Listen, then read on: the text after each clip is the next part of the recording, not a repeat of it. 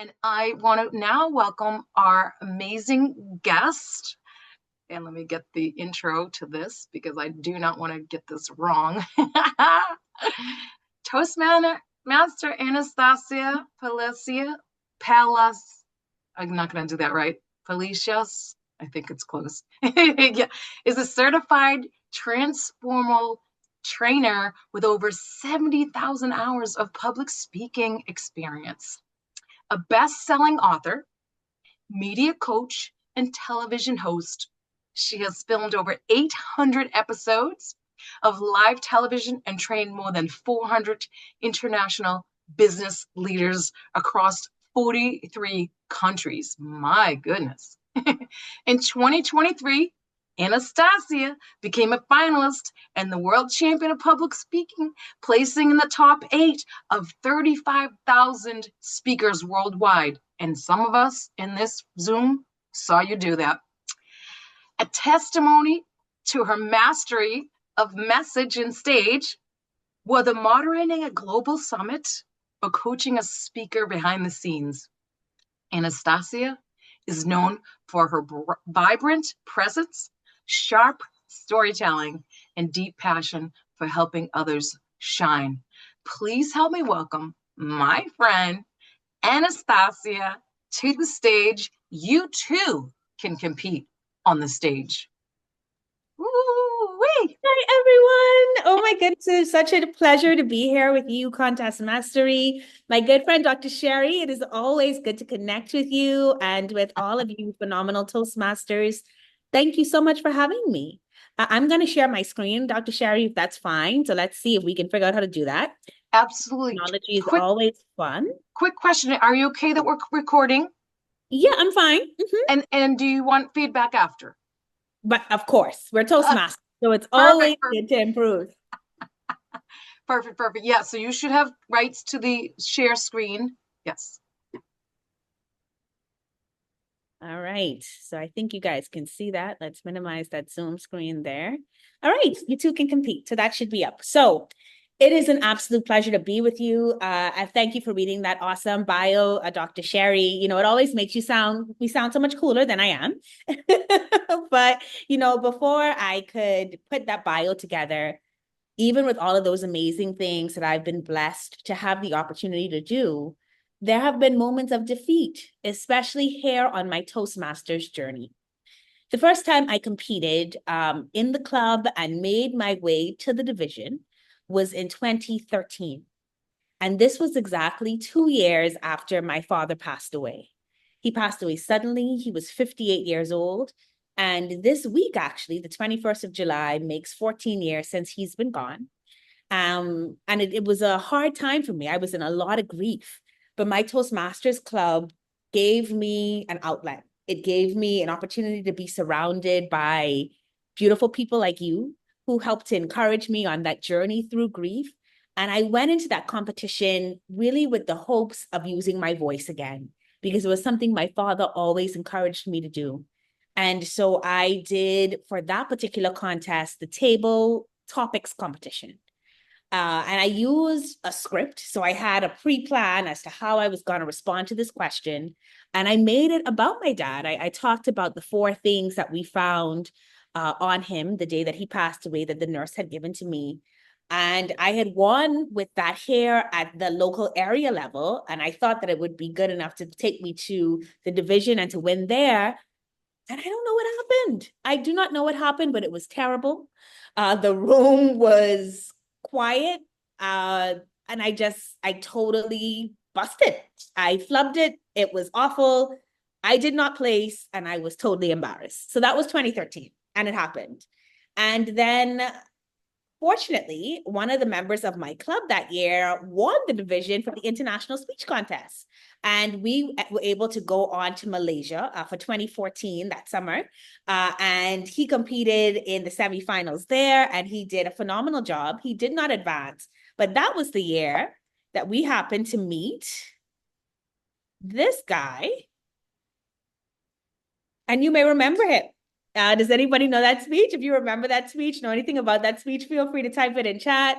But this is the guy that made I See Something in You, very famous. He's featured, of course, on the Toastmasters website, and you can find his speech online if you search for the Toastmasters World Champions. He won in 2014.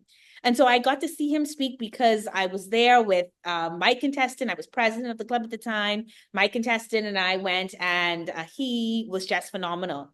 And even in that room in Malaysia with all those Toastmasters and seeing the speech live in person, it never occurred to me that I would compete in the World Championships. It was not on my radar. It was not a plan. I had already lost just my contest in terms of the table topic session. And so I just had no idea that I would go on to compete. Is that a question, Liz? No, I was asked as the timer to raise my hand. So you'll be seeing a card later, but you're only at 4 minutes, so you have plenty of time. Oh, okay. All right.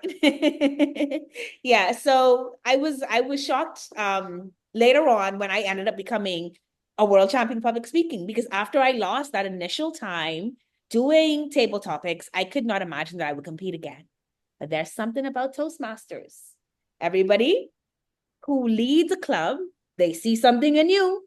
And because they see something in you, you end up going again. And so I competed one more time. This time I said I would do the evaluation portion of this competition. And so I competed in evaluation. And that year, the theme for District 47 was Broadway. So I came out singing, "Give my regards to Broadway. Meet me at Toastmasters Square." And then I went on to evaluate Dr. Sherry. Dr. Sherry Rafferty was excellent tonight. She had great poise and great confidence of a Broadway dancer. But here are 3 things she can do to improve. And I gave it my all. The crowd was energized. The response was phenomenal. I felt so confident about my performance. I said, yes, I've done it. And I sat in the chair, and they called 3rd place, and I knew that wasn't me. And they called 2nd place, and I didn't expect that to be me either, because hello, give my regards to Broadway. And then they said, and 2nd place is Anastarcia Palacious. And this time I placed. So we've got progress, but I did not win. And I was devastated. So the reason I'm sharing these stories with you, I don't know where you are in your Toastmasters journey. I don't know if you've competed before, if you want to compete, but you feel like you can't because you've been in the program too long, or you feel like you're too new to the program to compete. I don't know if you've tried to compete and you've lost like me, or you've tried to compete and you've won and gotten really far, but not to the final step. Wherever you are, though, I'm saying to you that sometimes defeat comes before triumph. And you have to be willing to push yourself beyond, to know that there is something in you. See, my friend, there's something in you truly that is worth sharing, that you have a message that the world needs. And if you truly believe that, then you're going to want to start to compete, because there is so much growth, so many ways to learn and to challenge yourself. And so that's what we're going to be talking about tonight. It's really important to understand your why. So these 2 men here were critical to me knowing that I wanted to really work on my craft, and that I wanted to push myself continuously, even after my defeats in 2013 and 2014, to come back in 2023, 10 years later, and try again. And she's a new member. And she shows up to meetings, but, Can we please mute your microphone? This website to sign up for a pathway. All right, were we able to get muted? Okay, awesome. So these 2 men, sorry, I don't know why that's doing that. These 2 men were critical in my why. So the first gentleman on the left side of my screen is my father, and he was the one that believed in my voice as a child and always encouraged me to speak. And when he passed away suddenly at 58, it was a shock to my system and a reminder that time is not always guaranteed. So he was my first inspiration. And the second gentleman next to him is known as Dr. Miles Monroe. He's an evangelist. He was well known around the world. He would speak, for example, with the NFL. He had a contract with them to help their players navigate their spiritual journeys. And so he's well known in the Bahamas and all over the world as being this phenomenal speaker. And he passed away suddenly in 2014, which was the year I went back to compete the second time. And I did it because he said that we have a purpose. and that the richest place in the world is the grave because it holds all the hopes and dreams that we never got to fulfill or even tried because we were too afraid. And so because of these men's deaths, I found myself asking, what am I doing with my time? And am I making the most of the gifts that I believe are within me? Am I using what I can do and can be the right way? And so whether it took, even though it took me 10 years to get back to the place where I was willing to compete again, I still had during that time opportunities to train, to learn, and to grow. So when 2023 finally came around and they were going to be having the second international conference outside of the United States. So the first was in Malaysia, which I attended in 2014. And the second was now going to be in the Bahamas. I said, okay, I have to go for it. I'm going to try to compete to see if I can make it to the World Championship stage in 2023. So I did that. So what about you? Why do you want to compete? Or why have you not wanted to compete? And if fair is the answer, I hope that I've reminded you that our lives are worth so much more than fair. Our stories are worth so much more than fair. So why should you compete? Well, first of all, when you compete, you're going to grow as a speaker.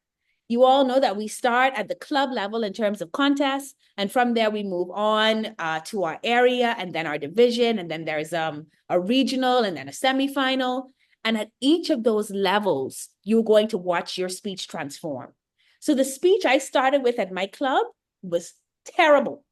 And I mean, it was good enough to get me to the next level. But even the one at my area, I was scared because I made some errors there that I thought would cost me, right? And so each of the times that I was put against another group of speakers, there's another level of competition, another level of greatness. And every single time you're going to grow as a speaker. You're going to grow in your ability to own your story. You're going to grow in your ability to listen, receive feedback, and give feedback to others. So if you're looking for a new way to grow, and for me at that time in 2023, I'd already spent so many years in Toastmasters. Outside of Toastmasters, I was working with Lisa Nichols, who is, you might have seen her the year that I spoke in 2023. She was the keynote speaker at the convention here in the Bahamas, and I coach speakers on her campus. And so I had already done television and I was doing keynotes. And I said to myself, this is great, but how will I know how good I am unless I put myself into a contest with those who are trained to speak like Toastmasters, right? And so for me, it was about this idea of growth and measuring myself and seeing how far I'd come since I'd lost those first two competitions at the contest level and at the division level back in 2013 and 2014. So if you want growth, that's the thing for you. People always ask me, how do I be a confident speaker? And you can only become confident the more you do something. I don't know if you golf or if you play tennis, or if I know that we have two actresses in the room, a soon-to-be director in the room, but the only way you can grow in any craft is by continuing to practice. And putting yourself on the competition circuit means that you're going to be continuously doing things month after month that make you a better speaker and give you more confidence. And then, of course, it gives you opportunities beyond just the stage. So, for example, I would have never met the phenomenal Dr. Sherry if I didn't compete in the competition. But then I got to meet her, and now I get to see all of your good-looking faces, and all of that only happens because I competed, right? And so you will be blown away by the places you'll go if you take the opportunity to compete. So I want to encourage you to really think about it, to know that it's not too late and it's not too early, but now is just the right time to think about competing in the upcoming season and knowing that whatever happens, wherever you end up, you're going to grow and be more confident as a result of it. Now, when you talk about competition in and of itself, you're going to have to do certain things in order to build your champion's mindset. The first is that you're going to have to be committed. Because again, this is a growth process. And what I learned, making it all the way to the championship and not winning, is how much commitment it takes to show up in all the spaces you need to in order to get the right feedback to craft a championship speech. So the girl that won the year that I competed in 2023, she'd spoken to like over 40 clubs all over the world in order to make sure that her championship speech could be delivered in a room full of international Toastmasters and it be appropriate for all Toastmasters all over the world. That's commitment. It's going to take time. And then you need resilience, because you might think that you have the best speech in the world. You've worked on it. In my instance, both of my speeches were personal stories. These are my truth. This is what I've grown through, lived through. And you're going to have people who are going to give you feedback that may challenge you. And so you have to be willing to be resilient enough to take the feedback, know which feedback to keep and which to get rid of, while still knowing how to listen so that you can craft the right thing.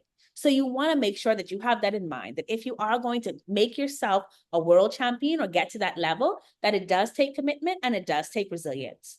But ultimately, the goal here is growth. One of the best questions I got after my defeat was if I would do anything differently. And there are some things that later on I realized I would, including, as I mentioned earlier, perhaps speaking to more clubs around the world in order to get the feedback necessary for different types of people to hear my story. But ultimately, I delivered a speech I was very proud of, and it's a message that I stand on today.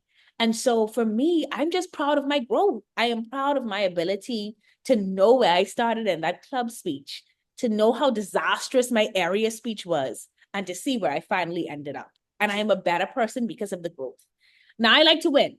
Anybody who knows me can tell you, you don't want to play Monopoly with me or Taboo with me. I am super competitive. But in this instance, I really saw just growth throughout the journey. And I think if you focus on that, on how am I getting better each time, it's going to propel you toward that championship stage.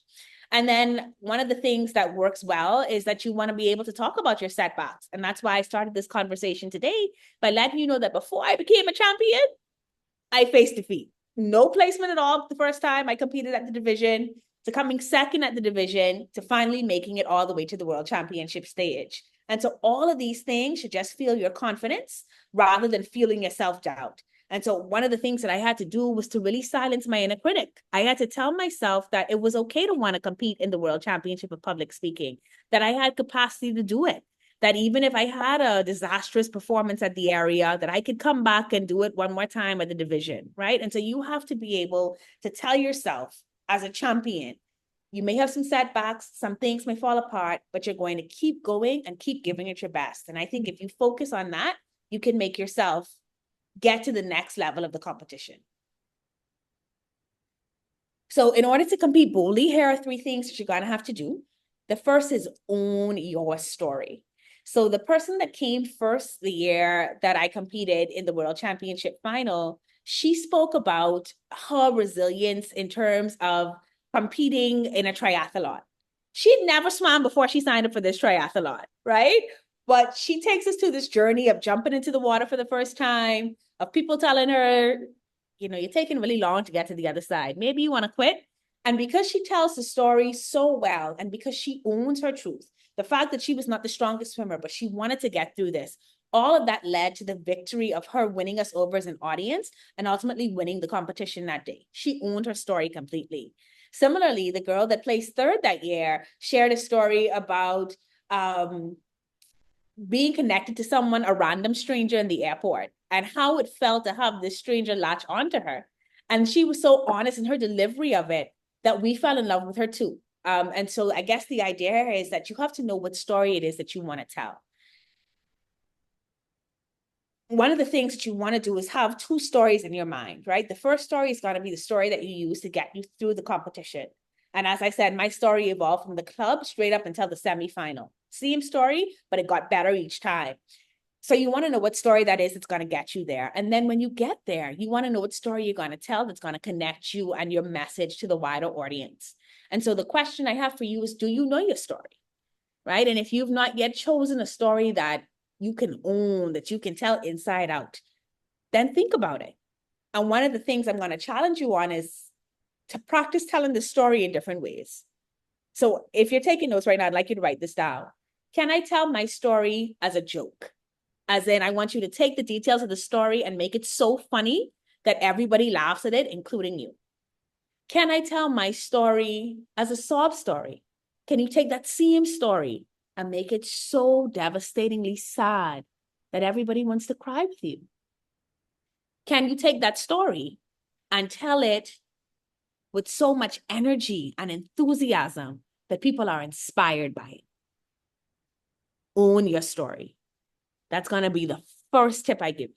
Choose a story that really is going to speak to the world. Now, whenever I tell my students this, people overthink it, right? A story is a moment, right? So it's not, if the story is going to be how you met your wife or how you met your husband or your partner, what was the moment? The moment might have been we walked into an ice cream store and we reached for the chocolate cone at the same time. Tell me that story. Don't tell me anything else that's not connected to that moment in time, right? Like, and expand that based on we got the cone at the same time. If your story is about getting a flat tire, then tell me what happened the moment the tire hit the nail and you pulled to the side of the road. Give me the details that make it a story, right? So a story is a moment, and then you take that moment and you expand it in such a way that it becomes this greater masterpiece that allows you to leave a message with the people that you're sharing the story with. So my first story, you'll see it in a couple of minutes because I'm going to play it for you.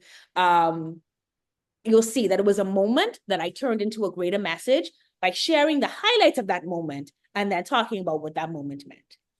The second thing, of course, is going to be progress over perfection. I think I've shared this with you throughout. It's about growth. It's about, I'm going to start here and I'm going to end up here. And each time it should be the best version that you've ever told, right? So at the club, I thought that was my best. And then I got to the area and realized, okay, I could do a bit better. And then I got to the division and know, well, I got to do better than that. And then I got to regionals and said, okay. And then thankfully, I got some coaches along the way who helped to take that from a regional conversation all the way up to a world championship one.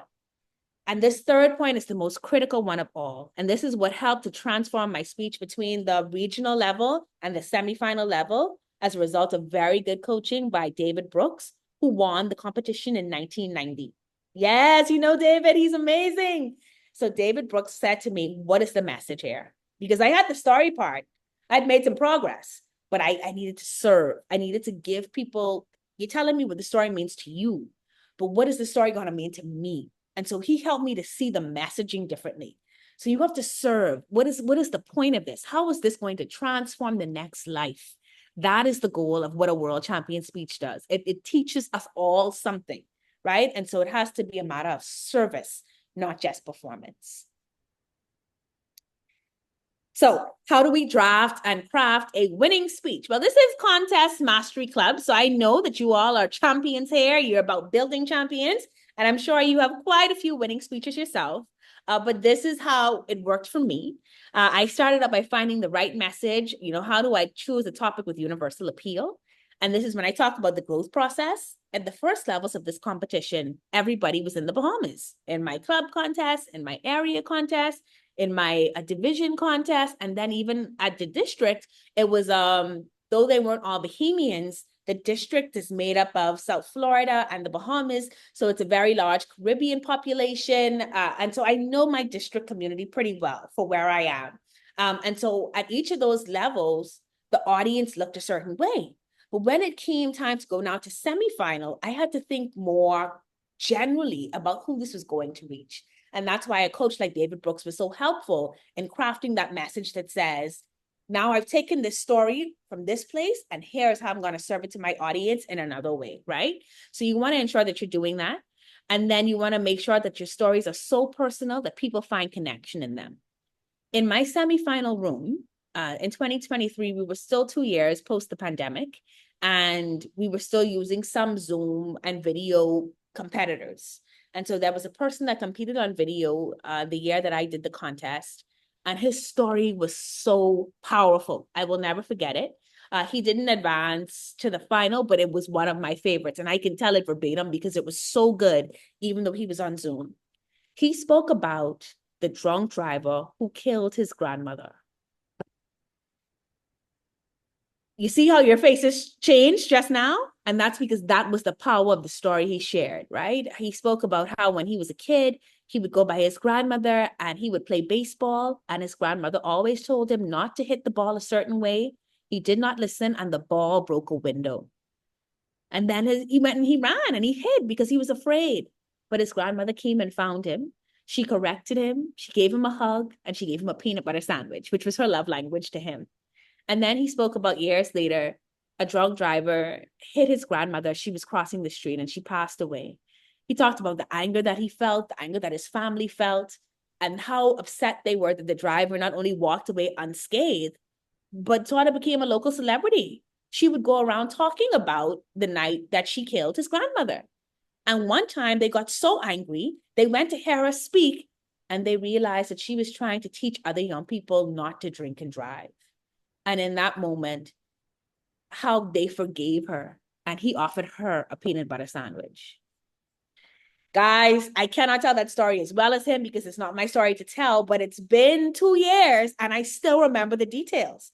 The message, the universal message, the thing he was serving was forgiveness. But he told the story by connecting it to his grandmother. And all of us have someone that we love, whether it is a grandchild or a grandparent or someone like a grandparent to us. And so the message hits home very deeply. And because he used imagery, talking about the peanut butter sandwich, talking about the forgiven moments when he forgave him, when she forgave him first, and then later parallel that to him forgiving the person that took her away, it was incredibly powerful. And this is where we get to our next point, which is show me versus tell me. You want to bring your story through life through vivid descriptions. So I knew the type of grandmother that she was to him because she not only forgave him, she brought him food, a peanut butter sandwich. And all of us have smelled peanut butter. We know what it tastes like. So including those types of details are what really, really draw the audience in, right? And so I want you to think about that. And I'm going to bring this point up again as we go on throughout the night because it's really important. Showing me versus telling me is not saying, or him saying, I was so angry at the driver. It was, and every time I'd hear her name, the hair on my skin would stand up. I couldn't breathe. My voice would close up. My hands would tighten into balls and I could feel my blood shaking.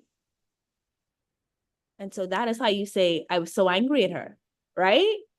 Everybody see that? You see that, Barack? Yeah, that's how you say that I'm so angry. You don't say, I was angry at her. You spell it out. You show it. You make this thing dynamic. And that's why I said, if your story's going to be about meeting your wife at an ice cream parlor and you both reaching for the chocolate cone, it should be, and chocolate had always been my favorite flavor. There's something about it that made me see stars and dance on the inside. I extended my hand. And there the cone was, brown and beautiful and dripping, ready for me to take the first bite, man. Somebody put their hands in front of mine. Who would take this moment from me? Right? And so now it's not just it becomes so much more because you're stretching out this moment by adding all of this feeling and texture to it. You want to show me versus tell me. You also want to make sure that your opening and closing are incredible.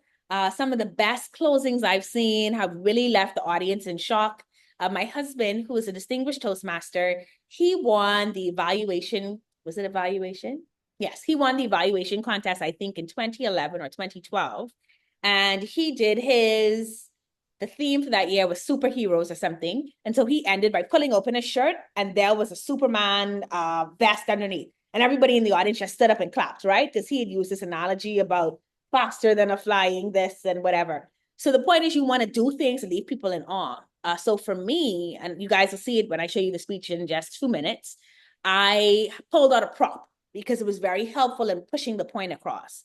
So you want to make sure that whether it's your intro or your outro, you've got something that sparks excitement in the eyes of the audience and something that they will think of even after the speech is done.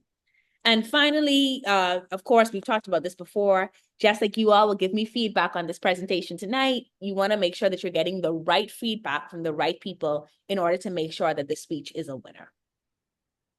So this I'm going to play for you. Let's play it, praise. I hope you guys can hear it. Anastarcia Palacious. Can you hear it? Yeah, okay, see you now. The ribbon, Anastarcia Palacious. So this was my speech for the semifinals. Thank you, Contest Chair. You're welcome. Have you ever run outside your lane of genius just to prove you are enough. On your mark, get set. What comes next? Go! But if your goal is based solely on your desire to prove yourself and you fall short, what happens the next time you get the opportunity for get set? Does it become get set, maybe go? Or get set, no go? Have you ever been there? Stuck in get set? Toastmasters and guests, for years of my life, I was stuck in get set, just trying to prove I was enough. My childhood home is filled with blue, red, and white, first, second, and third place ribbons. Best overall student, Ambi. Best student leader, Ambi. You might remember that my name is Anastarcia. Ambi is my super achieving sister. Our little brother bears our father's name, Hilary Ambrose Hyler II. Just being born, he was the ultimate blue ribbon. One day, our dad picked us up from school with boxes of ribbons in the back seat. There were wildfires near our home, and in his fear that they would spread, he grabbed his most important possessions, the passports and the ribbons. Raise your hand if you've ever had a moment in your life when you felt you needed to prove yourself. This was that moment for me. You see, overwhelmingly, those ribbons belonged to Ambi. And I knew that I needed a ribbon to prove I was enough, to set me apart from Ambi and Hillary. I needed a ribbon in the best event in the Bahamas, the 400 meters, with absolutely no training. Zero training. I get the chance to run my race. On your mark, get set, go. I throw my head so far back, all I can see are the angels cheering me on. Oh, are they coming to get me? I can't breathe. My knees.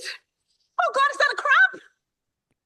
But the thought of that blue ribbon propels me to go faster and faster. I cross the finish line. Can you guess who got the blue ribbon? Not me. But the red? Not me either. I get chartreuse. For those asking, that's a color between yellow and green. And it was my prize for coming in last.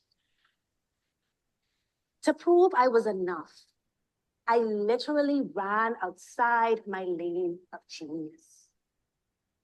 When we measure our worth in ribbons and trophies, bank accounts and accolades, certificates and degrees, we will always fall short. That day, I get into my dad's car, and he sees the chartreuse ribbon. Baby doll, what's this for? I ran the 400 today. You did? Congratulations.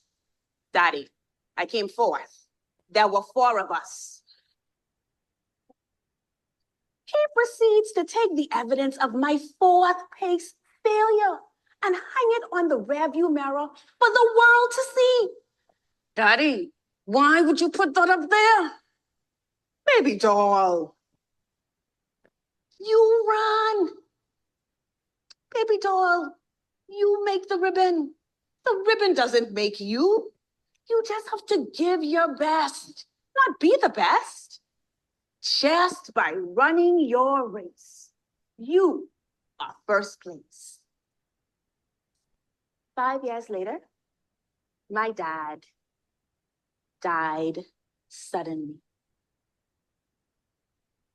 In my desire to feel the joy and energy he brought to our lives again, I go back to the car and I go to the back seat and I remember the conversations we had.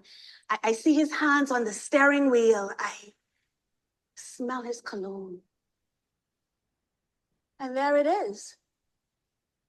1,970 days after my race. The ribbon. The sun has turned it gold. Baby doll, just by running your race, you are first place. Toastmasters and guests, just by running your race, you are first place.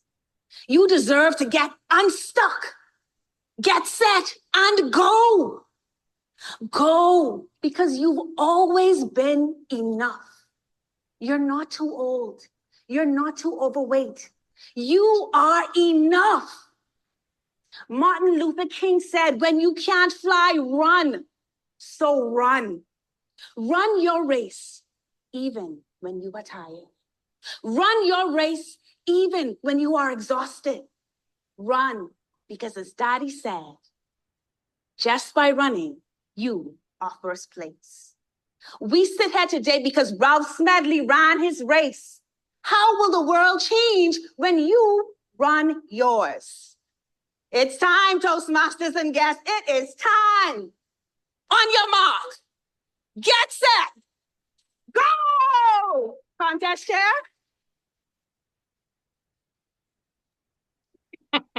All right, so so that was an example of how you kind of get people excited and involved in the competition. If you let them say words and join in on your phrases, then it just brings a level of audience interaction and engagement that tends to yield a positive benefit. And of course, I took a lesson from my husband there and opened up my shirt and showed you guys the running bib that I was ready to go ahead and run my race. So just some tricks and tips that I see that quite a few people do that have made it to the finals. And so if you go and search for the championship speeches on YouTube, they are all there. You can take some notes and see what are the common things that you find that people do. And great introductions and great outros are very critical to that. You might have seen some of this in that performance as well, vocal variety and energy, making sure that the audience is engaged with tone and pace. I tend to speak very quickly, as you might have picked up during this conversation. And so I have to remind myself to slow down, especially because I'm from the Bahamas and my voice may sound a little different because of that accent. And so you just want to make sure that you are using your vocal variety as explained to us in our CC manual and engaging that audience with it. You want to ensure that your body language and movement are effective. So this is something that I realized post the World Championship finals that I really could use more work on. And had I done and gotten some more feedback from various clubs around the world, I think I would have been more aware of that. The winner of the championship that year had phenomenal, I mean, absolutely exceptional use of body movement. And so if you go back and you look at those World Championship finalists, you'll see that their movements are incredibly precise. They are well-timed. They know exactly when to use it, when not to. I tend to speak with my hands, so you saw a lot of that in that previous speech, but just making sure that you're very strict with those movements and that they are just perfect for what you want to share. That can be very helpful. Eye contact and connection. I tried to do that throughout that semifinal speech, and that's why I asked the audience to join me in saying things like go. I would look at various people throughout the audience just to make eye contact and ensure that I'm drawing them into the conversation. And then, of course, you can do this for a very long time and still get nervous. And so even tonight, before I came on with you all, I have a regimen. There are certain songs that I play so that I can feel calm and centered. I'm a practicing Christian, so I pray before I speak, and I just bring my mindset into alignment so that I can give my very best, right? And so for you, no matter how far you get to the stage, it can be nerve-wracking. But if you've put in the work over time and you know that you're going to give your best, and it's not just about you, but it's about this message that you want to give to the world, you're serving, not performing. You take those deep breaths, and you know that you're going to be okay. And again, here, I put it because I wanted to be very clear that this is critical to a winning speech. You've got to show me, not just tell me. Expand those details of any story. And this is where you may want to put in a strong gesture, but also ensure that the words that you are using speak to the moment and to whatever it is. So when I shared that story about my dad going back into the car after he passed away suddenly, I wanted you to be there with me. So I talked about how I could smell his cologne again. I could put my hands on the same steering wheel that he'd held. And it's about making you come into that moment with me, seeing that ribbon there. That was one chartreuse. And now it's faded. The sun has changed the color to gold. Right. And the gold is critical because obviously a gold ribbon, you win gold medal, right? And the chartreuse, I was a loser. But in this moment of transformation, in this moment when my father has passed, these words now mean something different, and the ribbon is gold to match that. So all of those things are very intentional. And if you guys are going to perform, I want to encourage you to do the same thing. Be intentional in that word choice. Look at it over and over again. You only got 7 minutes. I always suggest doing it in 6. Recording a speech that is about 5 minutes, because by the time as you expand it and leave room for the audience to laugh, it's going to take you to about 6 minutes. But you want to make sure that those words in there are critically selected so that you're giving the very best to the audience as they listen in. So I've shared this throughout our conversation that you want to practice with different audiences. I think I fell short here. I only spoke to about 3 or 4 clubs before the competition. And so definitely if I could do anything again, it would be to make sure that I get varied feedback. I would insist that I speak to a club in Asia because the culture is going to be different there. And what people expect or how they interpret language will look different. So just speaking to a club in Asia is going to look different than speaking to a club in Europe. And speaking to a club in Europe will look different than speaking to a club in Canada. And speaking to a club in Canada is going to look different to speaking to my clubs in South Florida, which will look different from speaking to a club in the Midwest, which looks different from speaking to a club in Chicago, which looks different than speaking to a club, so every culture is so different, and how we interpret words and how we interpret energy. So getting those varied audiences is going to be critical. That's one. But you also want to get a coach. So one of the great places I met Dr. Sherry was at Stage Time U. And this is just, I didn't find out about this until very late, unfortunately. As I was looking into some of the best speeches in Toastmasters history, I came across the phenomenal Darren LaCroix, and he was just so good. I just absolutely fell in love with the speech that he gave. I did some more research on him and Mark Brown, found out that they had something called Stage Time U. But I kind of hesitated in joining because it was like, oh, it's only a month out. Do I have enough time? I decided to join, but we only had a month out. And so I actually only ended up getting to do 1 session with the team and then 1 session one-on-one with Darren. Darren met with me the night before I gave my speech. And in the 15 minutes that we spent together, he transformed my speech so much. And it was the changes he made my final speech 10 times better. So if I had had that all along, I would have been in a totally different place when it came to the finals, right? And so I just want to encourage you, you're worth the investment. I think Stage Time U may cost like $50 a month. I don't remember the price, but it's nothing exorbitant. The point is you're worth the investment, because if you do this right and you win, company's going to pay you thousands of dollars to speak. So you just have to be willing to put that investment into you. And so I really want to encourage you to find a coach. As I mentioned earlier, David Brooks helped me to get that speech that you just saw together. He transformed it from what was delivered at the division level and the regional level into what it became. Absolutely amazing coach. I highly recommend him. So you can also reach out to David Brooks, who won in 1990. And yes, his speech is on YouTube as well. And even though it was in 1990, and this is how you know the mark of a good world champion speech, it is still timeless. Right. And so the message, even though it's like 30, 40 years later, the message is still critical. The way that you serve the audience is still critical. And so I encourage you to go back and look at that speech. The other thing you can do is to record yourself and self-critique. Watch for improvements. I've been speaking for many years, and I continuously look in the mirror and do my speeches over. What am I looking at? What is my facial expression saying? And then if you record yourself on camera, you get to look back again. So watching that speech just now, that's the first time I've seen it since I did it in 2023. It's interesting, the new techniques that I would apply, the feedback I would give myself now, right? And so when you put yourself on camera, you record it, you step away and you come back, you're going to see different things. So I want to encourage you to do that. And then, of course, simulating contest conditions. My clubs here in the Bahamas were great at helping me do this. I worked specifically with Club 1600, which is the first Bahamas branch of Toastmasters here. And they were just great at simulating the environment and helping me to believe that I was on a contest stage. And so you want to just make sure that you've got a solid team behind you. And you know what I love about Toastmasters? We are so supportive of one another. the minute you decide to do this contest, your club is going to support you. The minute that you win at the club level and you now go to the area, if you win there, the area will support you. And once you get beyond area and you go to division and to district, they will support you. And so you just have all these people that want to see you do well, that want to see you thrive.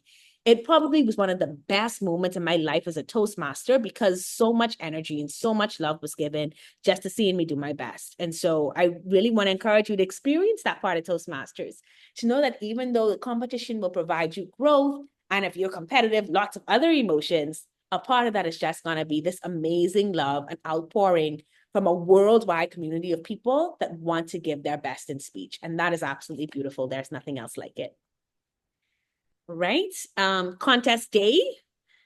Ooh, again, biggest lesson is to make sure that you have clear and distinct actions. The person that won the year I competed, her actions, they were just bar none. She was just, it was just perfectly executed. It was perfectly executed. Every action was specific. It meant something. And I could see that in contrast to how I speak and how I showed up that day, that made a big difference. So I want to encourage you in that clear and distinct actions. Humor, you have to be funny. You know, even though the story matters that we're going to share are very real, there are great ways to make the audience laugh and connect. And again, if you're looking for a coach, hit up Stage Time U. Darren LaCroix is a brilliant at humor and knowing how to inject it, how to take something and make it funny. So if you think you don't know, that's okay. There are people that can teach you how to do that, right? But humor, if you look at the speeches, and again, they are all on YouTube from 1990 up, all of them have some level of humor. At some point, the audience laughs, right? And so even in the best movies, you think about it, there was a scene where you laugh. Think about Titanic, right? That's what coming to mind right now. And Titanic was a tragedy, but it also had romance and it had humor. And so any great story is going to make you laugh. So you have to have some humor in there. People have done really well with repeatable phrases. You have something in you, right? And so again, you want to think about that. Is there a phrase here? Like when I did ready, set, go at the beginning, and I brought it back at the end, and I said, go the extra mile and go because you're enough and go. And then the audience saying, so I'm going to get ready, set, go, right? And so repeatable phrases are very helpful. Now, this was unique for me. This was unique for me, this final point. As you might be able to tell, I like to dress up. I have a pretty wild wardrobe and I'm very bright in color and I have great energy. And very often I bring that to my clothing. But for Toastmasters, I want to encourage you to do a very standard dress. I want you to wear a navy suit, a black suit, maybe even a white suit, but something simple and demure. You want the message to come through you and not necessarily through the clothing. This is the one time I would say that. I don't say that anyplace else, but for the purposes of the World Championship stage, it's a lesson that I learned that I think you should also take into consideration. There will be things that happen, and that's fine. You want to make sure that you're centered, that you're breathing. If you've practiced this speech with 40 clubs around the world by this time, you are okay. And so you will get through it. And then just release, right? Give your very best. And once you do that, as I said, I lost. I did not win. I was so sad, but I also felt fine, right? And it's going to sound weird, but it's because I'd given my all. And once you give your all, the rest is not in your hands. I hope that the people who needed the message got it, and that was it for me. And then win or lose, I made it to the finals. And that is a beautiful blessing, right? And so I hope the same for you, that whatever level you get to, you'll be able to look back and smile and say, wow, look at how much I've grown. Look at how many new friends I've made, how I've met Dr. Sherry, and now I get to speak to you. Like, it's just amazing the blessings that will come from putting yourself out there. And so I want to encourage you to just try, learn, go again, try, learn, go again. And I hope to see you at the World Championship Finals eventually. You'll get there. So I don't know if we have time for this one. This was my World Championship speech, but it's like 6 minutes and I'm already on the green. We have time? We can go ahead? Okay, We'll just take it from the Q&A. Go. All right. So we'll watch the finals. Anastarcia Palacious, switcher. Anastarcia Palacious.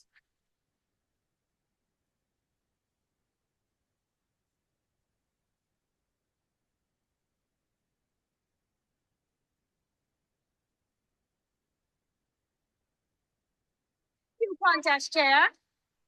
You're welcome.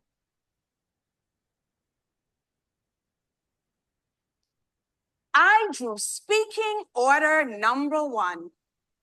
Das a vibe. The Toastmasters International Convention ends today. Das a vibe. But it was held here in my hometown, the Bahamas. Das a vibe. Toastmasters and friends. And everyone asking, what? Das a vibe is a Bahamian phrase. The meaning of it switches based on the user's perspective. In life, we can switch a moment as well, based on our perspective. My favorite Bahamian word is the word switcher. When I point, can you say it with me? Switcher. Oh my goodness. Are you all truly Bahamian? Switcher is a magnificent word in our language because of what it means. The theory of it was shared with me by the wisest person who has ever lived, my mom. Her name is Gay, and that means happy. So it makes sense that she would say to me, Star, when life gives you lemons, make lemonade. Wait, you knew that already? I didn't know my mom was that famous. So you might have heard it before, but she said it best because she said it with a Bahamian twist. When life gives you lemons, make switcher. Switcher is our word for lemonade.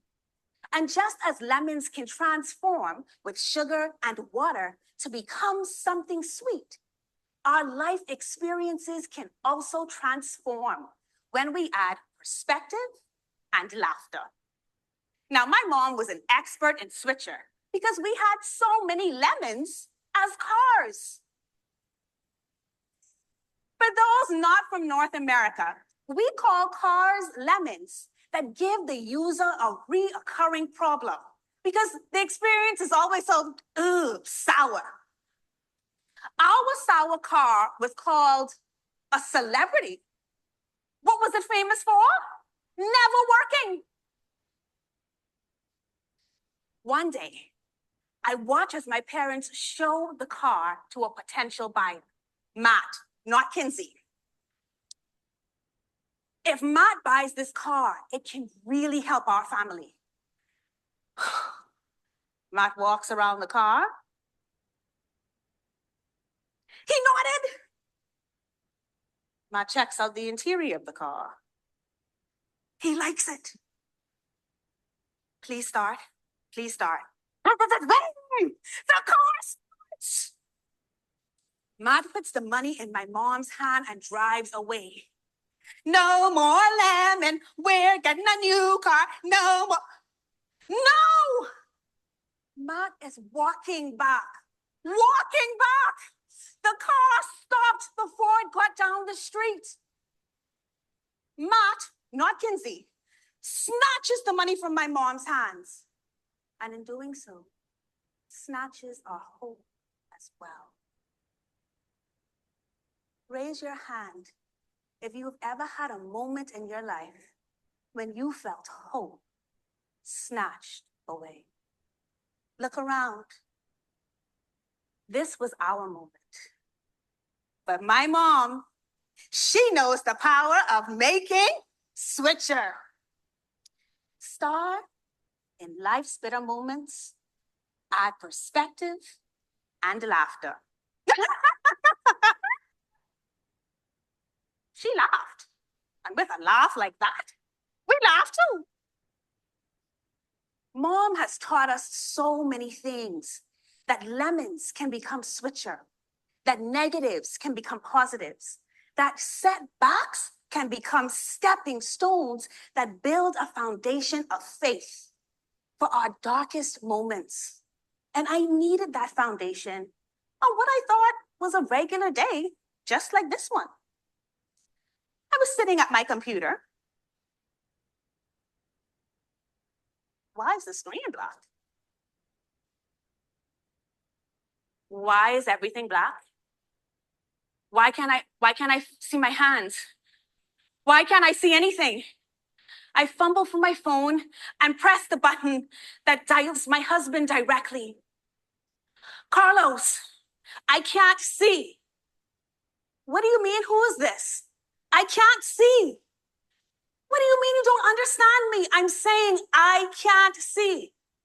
Just for the record, we've been married for 9 years and he still doesn't understand anything I say. And he's a distinguished Toastmaster. Apparently, what he heard was, I was having a passing stroke. Doctors have said it is likely to happen again.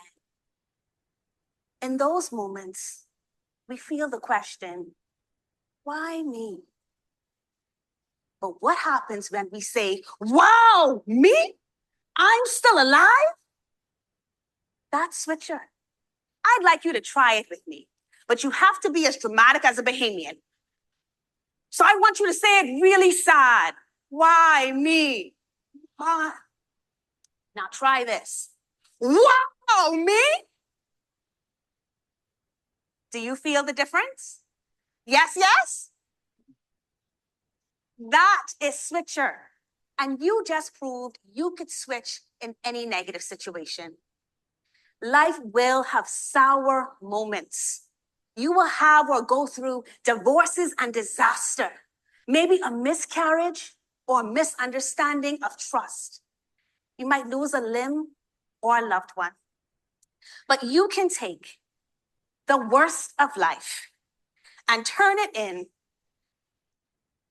something sweet, because you have already proven that you know the power of that's a vibe. Contest chair.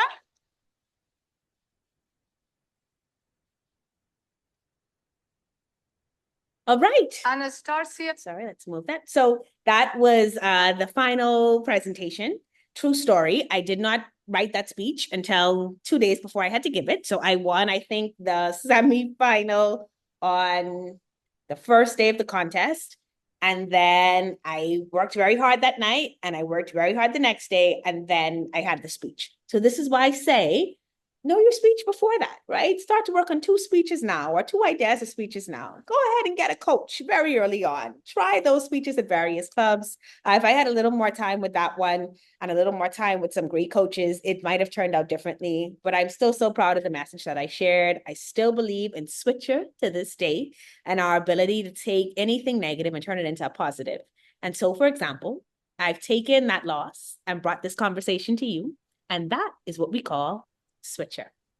Any questions? I have a question. Sure. So you talked about getting a coach early on, starting 2 speeches. So you had $50 in to Stage Time University, which isn't that big an investment. And then I don't know if that automatically gave you access to Darren Lacroix, but it's my understanding these guys run $500 an hour. Maybe you got 15 minutes, but a lot of people might say, well, is it worth it? And you already are in the public eye. You have hundreds of hours, thousands of hours. But for like a normal person where $1,000 is a lot, I'm just wondering, would you say the same thing? So I think only you know your financial constraints, right? I don't recall my bill with Darren being that expensive, and Sherry would know what the monthly fee is. I really don't remember what it is. If it was something that substantial, I would remember it because I have invested money like that before. So I remember those people, but it was not that expensive. Stage Time U is an actual group of speakers. And so Darren may come on to certain sessions, but he's not the only lead. Mark Brown, who also won a world champion, is another lead. And they have a 3rd team lead, as well as other coaches on the campus.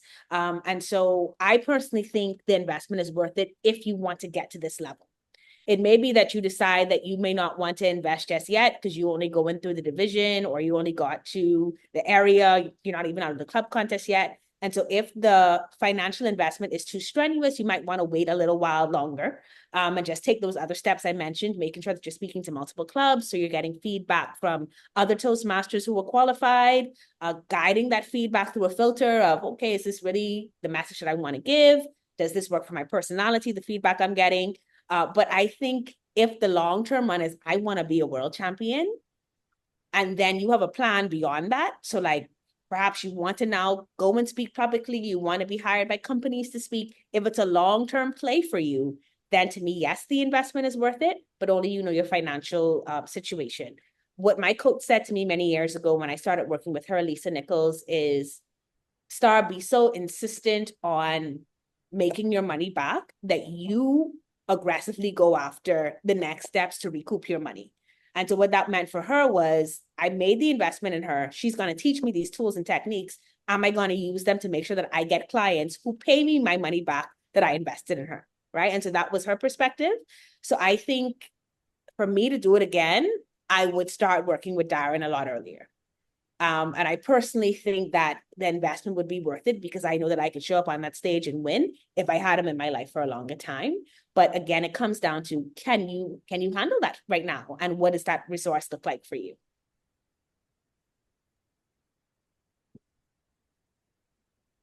I have another question if there isn't another Sure. one. Go Okay, ahead. so you mentioned that the winner went to 40 different clubs, and I can understand going to other parts of the world to get their take on things. And this is going to sound really arrogant, but this is a club where many of the people already win at the district level or higher. But if you're thinking about your average club, the only thing they're going to say is it was really good. They can't give you more feedback than that because you're so much better than they are. So given that, I mean, how do you find those 40 clubs where the feedback is actually really meaningful other than just getting a cultural take on what your gestures and your word choice might mean? Yeah. Well, this, of course, is an exceptional club, so we must acknowledge that. And so this club here is the best of the best, and that is fair. But your judges are going to be a variety of people, and you won't know who they are. And so even speaking to the common person or the common Toastmaster who may not be distinguished, who may not know as much as you, they are still going to be able to tell you from a people perspective how that made them feel. And even though we're grading on a sheet, and judges are judging from the sheet in front of them, so much of that is interpreted on that connection and on how you made someone feel, right? Whether they give you an 8 or they give you a 4. And so each person has a level of value to bring to that, right? And this is how you're going to know, but you're going to hear some feedback that's like, that was a great job, or speak slower, or, and it may be very basic feedback, but it might blow your mind what somebody actually does say that might make all the difference, right? So for example, in Switcher, I didn't talk about my stroke. In the original version of that, again, I wrote it in like 48 hours, but the original version of it, I mentioned the stroke in passing.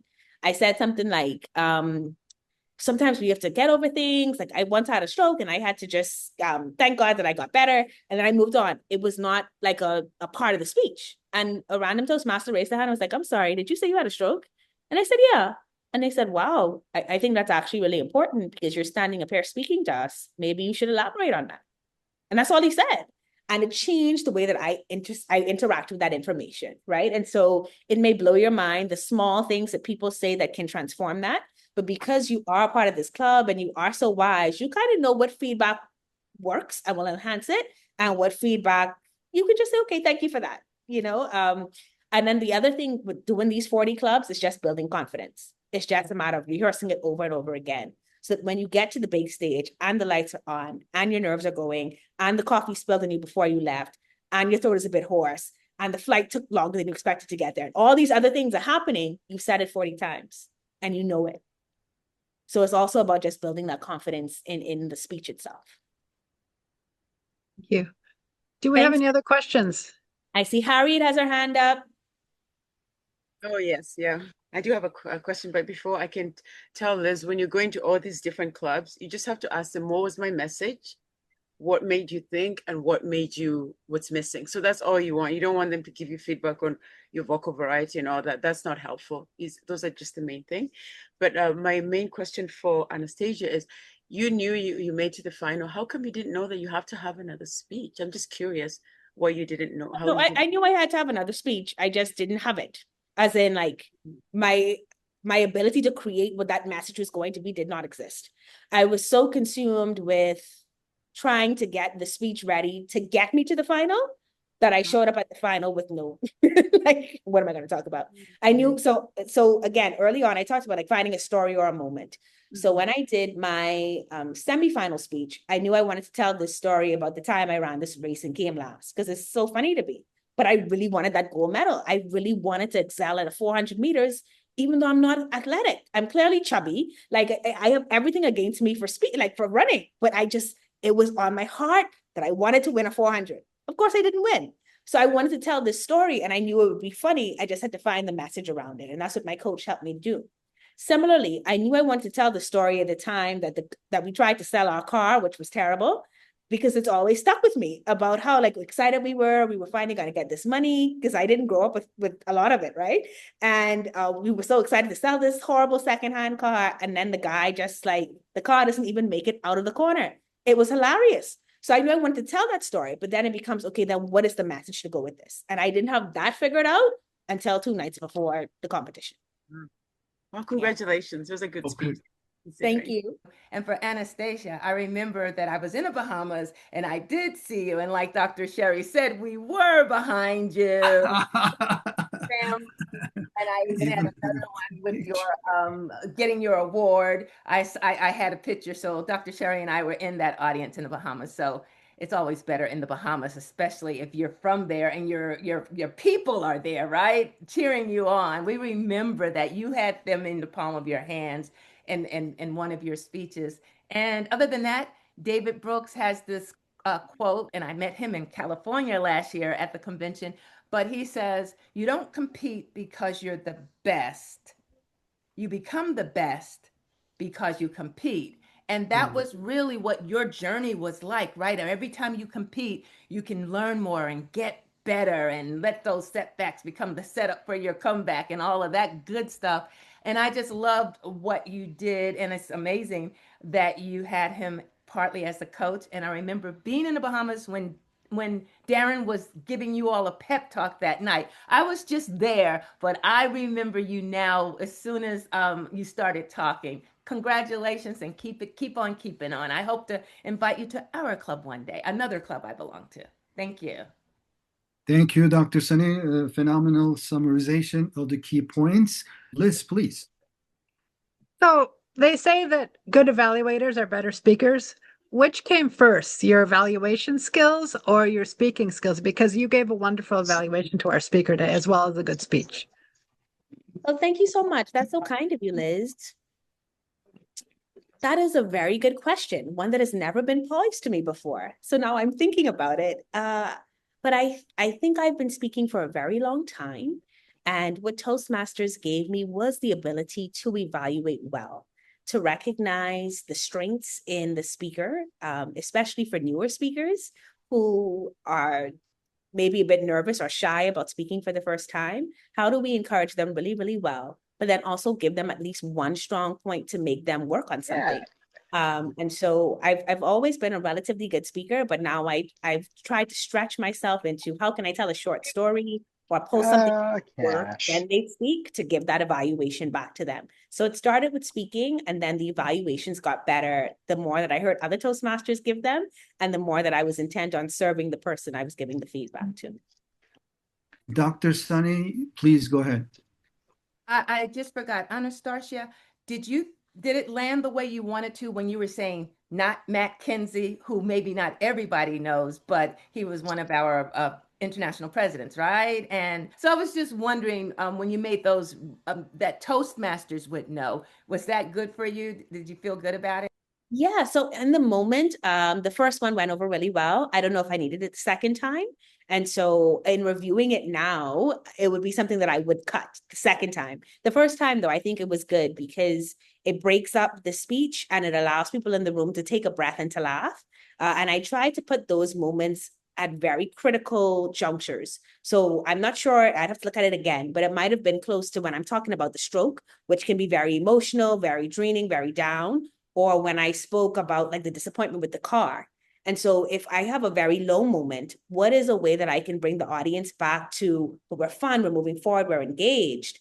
And so that might have been one of the times when I shared the Matt Kinsey joke. So it did land. The first one landed better than the second one. And on reviewing it now, the second one was unnecessary.